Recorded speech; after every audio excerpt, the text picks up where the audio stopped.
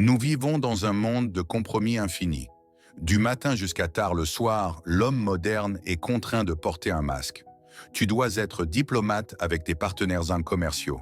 Tu es tenu d'être compréhensif avec ta famille. Tu dois être correct, poli et commode pour la société. C'est le prix que nous payons pour la civilisation. Mais cette médaille a un revers. Le contrôle permanent de nos instincts crée une tension intérieure colossale. C'est comme un ressort comprimé pendant des années. Et si on ne lui offre jamais de décharge, il finit tôt ou tard par détruire le mécanisme de l'intérieur. Il n'existe qu'un seul endroit où ce masque peut et doit être arraché. La chambre à coucher. Et il n'existe qu'un seul scénario qui permette de le faire pleinement. Un scénario où la diplomatie meurt et où la biologie pure entre en scène. Avant d'explorer les aspects mystérieux de la psychologie et du comportement humain selon Jung, je vous invite à vous abonner à la chaîne si ce n'est pas encore fait. Chaque vidéo ici n'est pas seulement une source d'information, mais un véritable voyage vers la découverte de soi pour apprendre à reconnaître son ombre intérieure et développer une compréhension profonde de soi-même. Si vous trouvez ce sujet utile, commentez 1. Si vous ne ressentez pas encore de connexion, appuyez simplement sur 0. Chaque retour est une source de motivation pour continuer à vous offrir des contenus profonds afin de vous aider à mieux vous comprendre. Imagine ce moment. Vous êtes au lit. Tout se déroule selon un schéma habituel doux. C'est agréable. C'est sensuel, mais il manque quelque chose. À l'intérieur, le contrôle est toujours actif. Et soudain, elle change de position. Elle te tourne le dos, se met à genoux et cambre le bas de son dos. À cette seconde précise, un interrupteur invisible semble s'enclencher dans ton cerveau. Le sang afflue instantanément vers l'aine et le cœur se met à battre au rythme d'un tambour ancien. Pourquoi cette réaction est-elle si immédiate? Pourquoi cette silhouette agit-elle sur l'homme plus puissamment que n'importe quelle déclaration d'amour? La réponse ne réside pas dans la vulgarité, mais dans l'évolution. La position du missionnaire est un dialogue entre deux personnalités, deux citoyens. Mais la position par derrière est la rencontre de deux mammifères. Ici, il n'y a pas de négociation, il n'y a que l'instinct. Aujourd'hui, nous allons démonter ce phénomène atome par atome.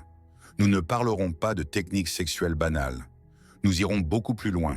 Nous analyserons la psychologie du pouvoir, l'anatomie de la soumission et ces mécanismes cachés de la psyché masculine qui nous poussent à choisir précisément cet angle. Tu découvriras pourquoi des femmes qui dirigent des corporations entières aspirent dans l'intimité à ce que tu prennes les commandes. Nous parlerons de la manière dont le contrôle visuel modifie le paysage hormonal. Mais surtout, je te demande d'être attentif jusqu'à la toute fin. Dans le final de cette conversation, je te révélerai le secret essentiel, ce mécanisme caché de réinitialisation pour lequel la nature a précisément créé cet instinct. Ce n'est pas simplement un orgasme.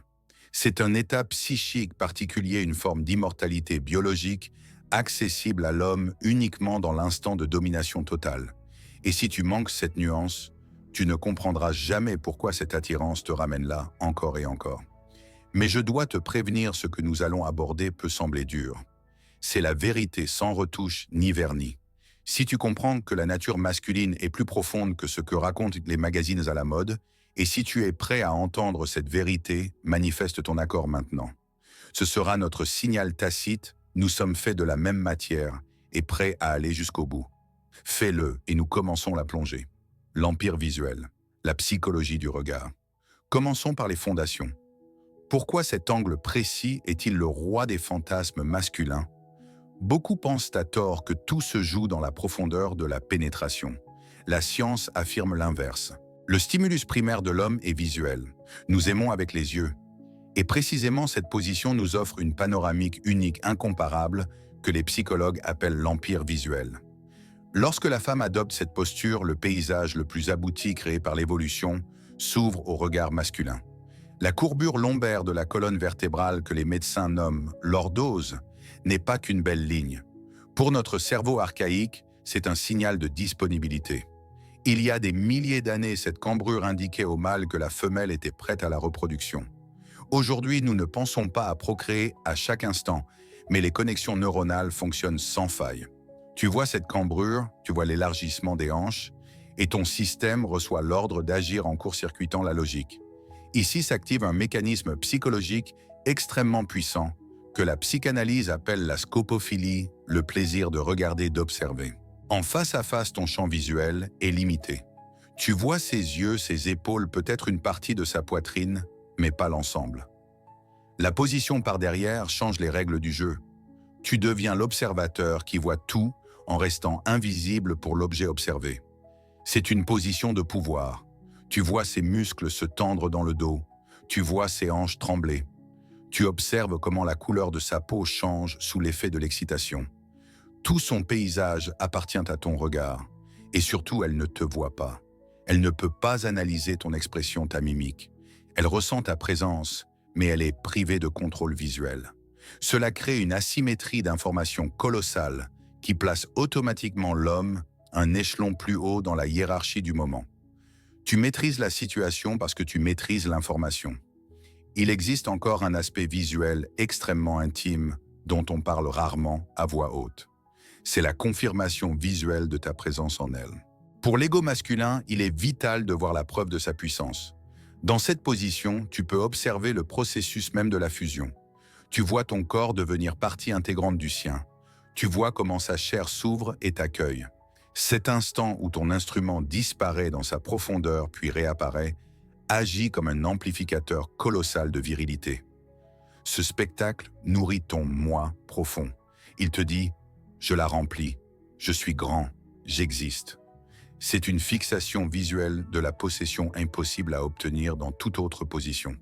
C'est pourquoi tant d'hommes recherchent instinctivement un miroir dans la chambre ou allument la lumière.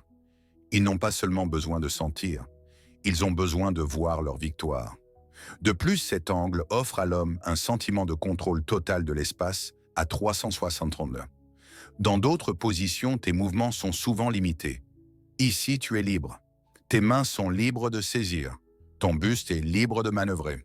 Tu te dresses au-dessus d'elle comme un cavalier. Cela réveille la mémoire archétypale du chasseur qui a acculé sa proie ou du guerrier célébrant son triomphe. La femme en bas, l'homme au-dessus. Ce n'est pas une question d'humiliation, mais de géométrie de la force. Elle est vulnérable. Ses zones les plus sensibles sont exposées à ton action, sans possibilité de défense. Et le paradoxe, c'est que cette vulnérabilité et ta capacité à ne pas lui nuire, mais à lui donner du plaisir, rend l'instant si intense. Tu es le prédateur qui choisit d'offrir la jouissance plutôt que la mort. Et cette conscience de ta dangerosité potentielle, alliée à une réelle douceur, enivre plus que n'importe quel alcool. D'ailleurs, une courte question pour les statistiques avant d'aller plus loin. Qu'est-ce qui compte le plus pour toi à la fin de l'union? Voir son visage et ses émotions, ou ressentir ce contrôle total de son corps et observer le processus. Écris un seul mot, visage ou contrôle. Voyons qui nous sommes le plus nombreux, les romantiques ou les conquérants. Réponds honnêtement ici, nous sommes entre nous. Et maintenant, approfondissons la psychologie. Pourquoi avons-nous parfois besoin de cesser de voir une femme comme une personne pour la voir simplement comme un corps sublime? Comment les pères de la psychanalyse expliquaient-ils cette nécessité de séparer l'amour et la luxure? Et pourquoi cela ne fait pas de toi quelqu'un de mauvais, mais au contraire, protège ta psyché? Les réponses se trouvent dans la suite de notre analyse. Séparation de l'amour et du désir. Le visage contre le corps. Nous abordons maintenant l'un des thèmes les plus subtils et les plus tabous de la psychologie masculine. La société, la culture, le cinéma romantique nous enseignent que le sexe doit être un acte de communion spirituelle suprême. On nous dit qu'il faut regarder son partenaire dans les yeux, rester en contact émotionnel constant. Il y a là une part de vérité. Mais les pères de la psychanalyse, ceux qui ont osé explorer les caves obscures de l'inconscient, y ont découvert une toute autre réalité. Il existe un phénomène que nous appellerons la séparation des flux. L'homme a un besoin de tendresse, de soin, envers la personnalité de la femme, ce que nous ressentons pour l'épouse, la mère, l'amie. Mais parallèlement existe un flux ancien et sombre, la luxure pure, agressive, égoïste, exigeante. Le problème de la position face à face est qu'elle mélange ces flux. Lorsque tu regardes ses yeux, tu vois la personne que tu respectes et protèges. L'empathie s'active. Ta voix intérieure demande « Est-ce qu'elle est à l'aise? Suis-je trop rude? Est-ce qu'elle m'aime ?» Ce dialogue interne est l'ennemi principal de la passion animale. Il réduit l'agressivité nécessaire à un accomplissement masculin puissant. L'empathie freine l'instinct. et c'est ici que cette position entre en scène. Lorsqu'elle te tourne le dos, une magie de dépersonnalisation opère. Cela peut sembler cynique et beaucoup n'osent pas se l'avouer. Mais soyons honnêtes, à cet instant, sa personnalité est temporairement retirée de l'équation.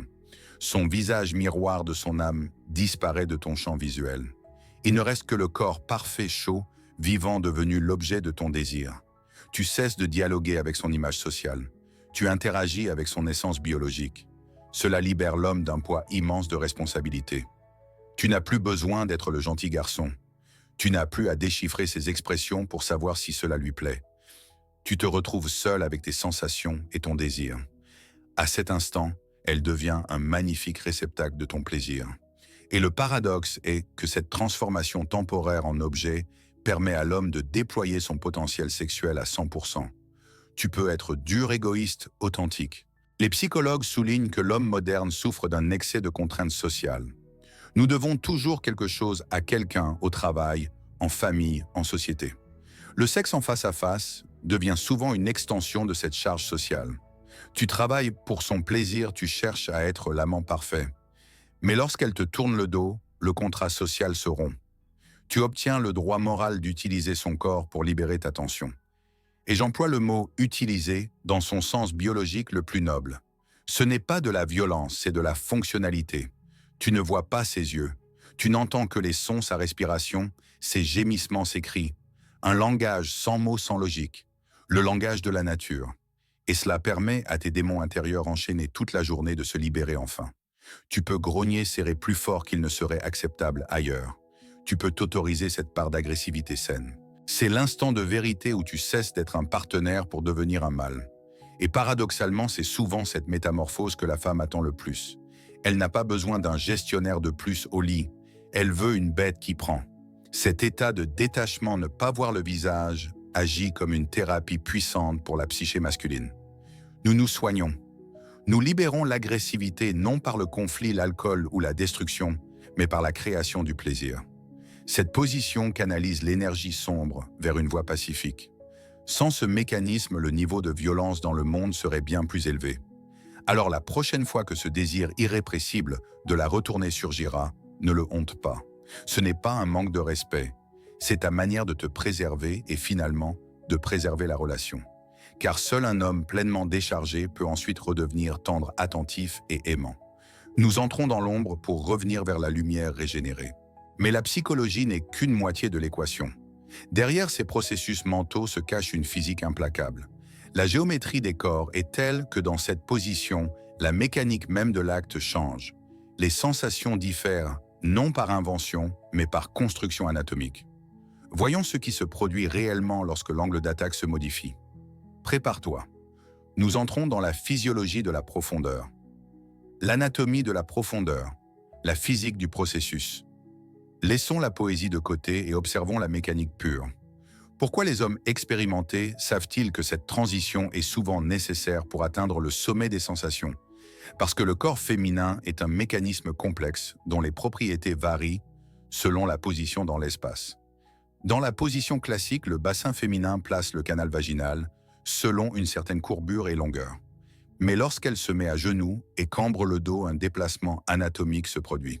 L'angle du bassin change, entraînant un redressement et surtout un raccourcissement effectif du trajet. Le canal devient plus direct, plus accessible. Pour l'homme, cela signifie l'accès à des zones inatteignables autrement. C'est de la géométrie du plaisir. C'est ici que l'on peut pénétrer jusqu'à la garde. Mais voyons ce que cela implique en termes de sensations. Tu n'entres pas seulement plus profondément. Tu entres en contact avec le col de l'utérus. Dans d'autres conditions, cela pourrait être douloureux, mais avec le bon angle et une excitation suffisante, ce contact profond crée un spectre de sensations entièrement nouveau. Pour l'homme, c'est la sensation du fond de la limite. Chaque mouvement se termine par un point d'arrêt procurant une impression de complétude absolue. Tu sens que tout l'espace est rempli. Il n'y a plus où aller. C'est la sensation de possession totale de l'espace. Ton instrument est enveloppé plus étroitement par la tension des muscles abdominaux et dorsaux de la femme. Ces muscles travaillent différemment, créant un contact plus dense, plus visqueux. Tu perçois chaque contraction. Cela produit un effet de vide qui multiplie la sensibilité. Il y a aussi ce que nous appellerons la physique de l'impact. Dans cette position, le rythme n'est pas seulement un va-et-vient, il inclut le contact des corps. Ton os pubien frappe rythmiquement ses fesses. Ce choc engendre une vibration qui se propage dans tout le corps. Et surtout, il génère un son. Ces bruits humides, claquants, de chair contre chair. Pour l'oreille masculine, ce son agit comme un aphrodisiaque aussi puissant que l'image. C'est le son du travail, du processus, la confirmation auditive de ton action. Beaucoup d'hommes rapportent que ce rythme sonore les plonge dans une sorte de transe. Tu t'accordes à ce rythme, ta respiration s'y synchronise. Comme un rituel ancien où le tambour menait les guerriers à l'extase. Ici, son corps est le tambour et toi le percussionniste. Cette musique primitive du sexe excite bien plus que les mots ou la musique. De plus, cette anatomie offre à l'homme un levier de puissance unique. Tes jambes sont solidement ancrées. Tu peux utiliser le poids de ton corps, te presser contre elles ou te retirer, travailler uniquement avec les hanches. Tu ajustes l'angle au millimètre et chaque millimètre change tout. Un peu plus haut, une zone. Un peu plus bas, une autre. Tu deviens l'opérateur d'une machine complexe où chaque mouvement reçoit une réponse immédiate. Contrairement à d'autres positions, ici, tu es l'unique moteur. Tu fixes la direction, la profondeur, la force. C'est l'incarnation physique du pouvoir. Ton corps dicte les conditions de la réalité à cet instant précis. Mais le contrôle ne se limite pas aux hanches. Il y a deux autres instruments qui ici prennent tout leur sens, les mains. Et cette liberté des mains ouvre le chapitre suivant. Nous parlerons de l'envie de saisir, de serrer, de retenir. Des leviers de contrôle qui transforment l'amant en cavalier. Et pourquoi le contact ferme est parfois plus précieux que la caresse douce. Les leviers du contrôle, le pouvoir des mains. Ainsi, cette position libère les mains masculines. Ce n'est pas un détail pratique, c'est un cadeau évolutif. Tu accèdes à la console de commande du corps féminin. Le premier instinct est souvent de saisir les cheveux. Pourquoi ce geste est-il si puissant? C'est un atavisme, une mémoire ancestrale. En rassemblant ses cheveux dans ta main et en tirant légèrement sa tête en arrière, tu prends les rênes. Tu contrôles littéralement l'orientation de son corps et tu exposes sa nuque zone la plus vulnérable. Dans la nature, c'est là que le prédateur mord. Ici, tu montres que tu pourrais mordre, mais que tu choisis d'embrasser. Un jeu au bord du danger qui libère l'adrénaline. Le second levier, ce sont les hanches. Les saisir fermement transforme ta position. Tu imposes le rythme, la profondeur. Elle devient passagère, toi conducteur. Ce contact ferme donne confiance. Tu sens sa structure osseuse, la chaleur de sa peau et surtout sa soumission à ton mouvement. Pour l'homme habitué à tout contrôler dans le monde extérieur, ce contrôle physique devient paradoxalement une relaxation suprême. Tu ne négocies plus, tu guides. Et vient alors le point le plus brûlant, les claques. Pourquoi la main s'y porte-t-elle instinctivement? Pourquoi voir la chair vibrer excite-t-il tant? C'est l'agressivité sublimée. Dans la société moderne, l'agressivité est interdite. Mais l'énergie demeure.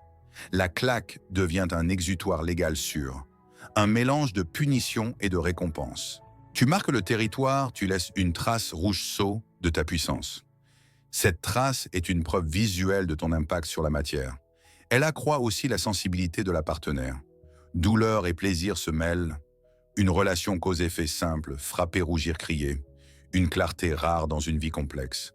Mais le pouvoir des mains, c'est aussi la possibilité de la recouvrir entièrement. En te couchant sur son dos, tu exerces une domination par le poids. Tu la presses contre le lit comme sous une couverture lourde.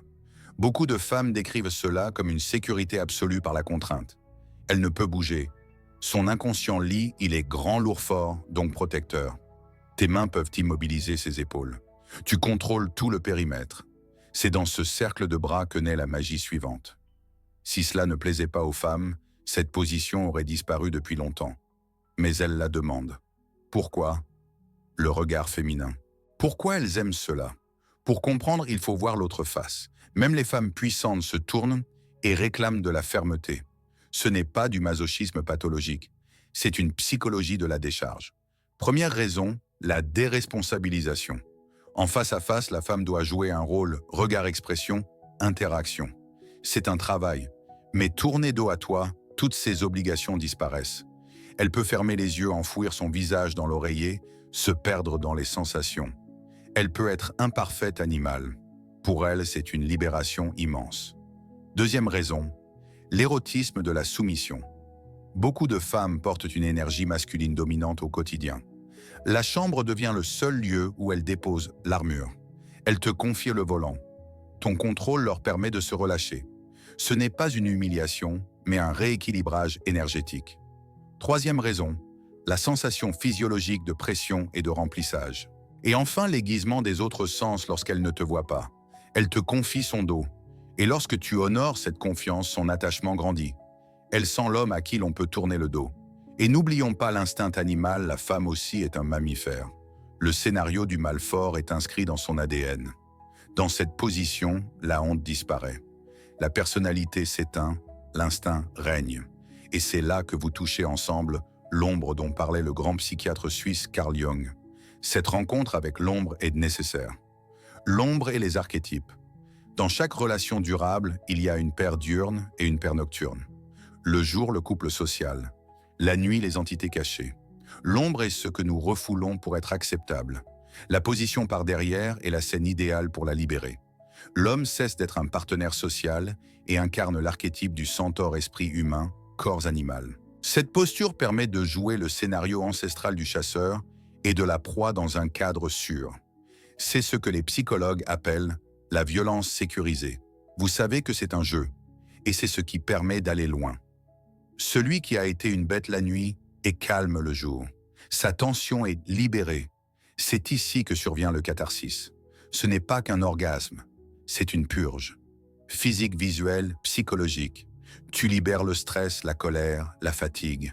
Tu te nettoies. Elle le ressent et transforme cette énergie. C'est l'alchimie du sexe. Mais cette position a des variations chacune avec sa nuance psychologique. Voyons-en trois. Première, la domination verticale debout. C'est l'urgence, l'impossibilité d'attendre. Le mur devient un piège. Ton corps chaud contre la surface froide. C'est l'inévitabilité du désir. Deuxième, la suppression totale allongée sur le ventre. Elle est sous toi immobilisée, aucun espace. Pression, densité, fusion. Ce n'est pas la vitesse mais la profondeur. La troisième variation, le piège du miroir. C'est lorsque la position classique par derrière se pratique face à un grand miroir. Ici, nous ajoutons l'élément de voyeurisme évoqué au début, mais en le multipliant. Désormais, tu ne vois pas seulement son dos, tu vois aussi, dans le reflet, son visage déformé par la passion. Et la nuance, c'est qu'elle te tourne toujours le dos. Tu vois ses émotions, mais elle ne voit pas les tiennes. Même dans le miroir, tu restes l'observateur, une présence invisible. Cela crée un double impact psychique. Tu contrôles son corps avec tes mains et ses émotions avec ton regard à travers le miroir. Pour l'homme, c'est la possibilité de se voir de l'extérieur, dans le rôle de cette bête dont nous parlions, voir son propre dos, ses muscles tendus, son effort, son mouvement. Cela confirme ton statut. Tu regardes et tu te dis « Oui, c'est moi qui lui fais ça. C'est moi qui lui donne du plaisir. » C'est une alimentation puissante de l'ego masculin qui solidifie la confiance en soi. Toutes ces variations sont des outils. Comme un peintre choisit un pinceau large pour le fond ou un pinceau fin pour les détails, l'homme doit choisir la variation selon l'humeur, l'objectif, le niveau d'énergie. Mais quelle que soit l'option, souviens-toi, l'essence reste la même. C'est un trône, l'endroit où tu deviens, pour un temps, le roi de la nature. Et maintenant que nous avons tout démonté de l'anatomie à la psychologie, il est temps d'ouvrir le secret principal. Le secret pour lequel tu as regardé ou écouté jusqu'au bout. Le mécanisme qui transforme un sexe ordinaire en source de force masculine et de longévité. Prépare-toi. Nous allons conclure et révéler les cartes. Nous avons analysé l'anatomie, la psychologie et la mécanique. Mais pourquoi ai-je appelé cette position une clé de l'immortalité masculine? Où se trouve ce mécanisme de réinitialisation? La réponse est dans la biochimie du vainqueur. En biologie, il existe un concept, l'effet du vainqueur. Quand un mâle gagne un affrontement ou conquiert un territoire, il se produit une décharge massive de testostérone. Cette hormone ne sert pas seulement aux muscles ou à la libido, c'est l'hormone de la vitalité. Elle réduit le cortisol, l'hormone du stress qui nous use lentement jour après jour. Dans le monde moderne, il est difficile pour un homme de ressentir une victoire pure. Le succès en affaires est le flou. Les victoires dans les disputes sont relatives. Il nous manque l'absolu. Et la position par derrière devient alors un substitut de victoire ancestrale qui trompe notre cerveau pour le mieux. Quand tu te dresses au-dessus d'elle quand tu la contrôles, quand tu vois sa reddition, Ton cerveau archaïque enregistre cela comme un acte de domination totale. Pour le système limbique, il n'y a pas de différence vaincre un ennemi dans un champ ou conquérir une femme dans la chambre. La réaction chimique est la même. Tu reçois un cocktail de dopamine et de testostérone qui réinitialise ton système. Tu te sens vivant.